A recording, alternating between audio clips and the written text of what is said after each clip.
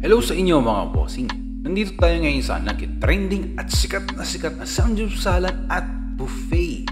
Ang pinagkaiba lang ay hindi kayo yung mag-grill dito. Mag-order lang kayo at sila na ang bahala na mag-grill para sa inyo. Ang grilling station pala nila ay nasa labas, katabi ng entrance. Nandito nga pala ito sa 308 Tomas Morato, Quezon City. At ang pangalan ng restaurant na ito ay Myeongdong Korean Gastropub. Tips ko pala sa inyo kung gusto niyo itong subukan. Agahan niyo ang punta dahil OA sa haba ang pila, lalo na kapag gabi. Weekdays kami nagpunta pero grabe sa haba ng pila. Kulang-kulang 2 oras kami nagantay para makapasok. Pero ang maganda naman dito ay walang time limit. Unlike sa iba na 1.5 hours lang or 2 oras lang, dito 1 to sawa ka tapos hanggang madaling araw naman sila dito.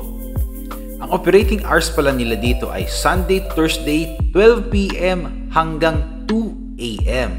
Tapos pagka Friday at Saturday naman, 12 p.m. hanggang 3 ng madaling araw. Ang parking space nila dito ay limited lang, pero pwede mo naman i-double park or hanap ka ng mas malapit na pwede mong pag-park ng kotse mo. Meron din naman mga parking boys na pwede mag-assist sa iyo. Medyo mahal lang, nasa 100 pesos ang singil sa akin dito. Ang price pala nila dito ay nag-i-start sa 699 pesos, tapos yung kanilang with seafood, 799 pesos naman yun. Sa seafood nila, merong alimasag, scallops, crab soup, at buttered garlic shrimp. Konting paalala lang, meron silang leftover charge at no take-out policy. Kaya kumuha lang po tayo ng kung ano lang yung kaya nating ubusin. Nag-aalaw din pala sila ng mga pet dito, basta ito ay maliit at merong stroller.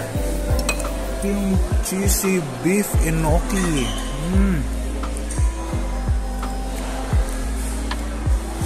Cheesy beef enoki nila masarap naman. Wag lang talaga patatagalin dahil magsesebo yung beef at titigas yung cheese.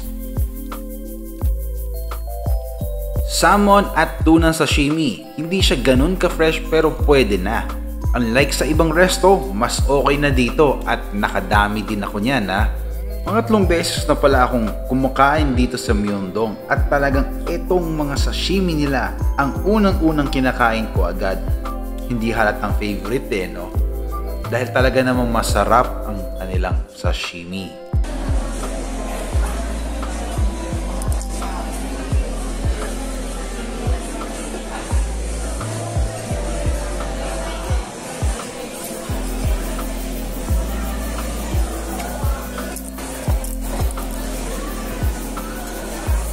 Gaya ng sabi ko kanina, pangatlong beses na ako nakakabalik dito.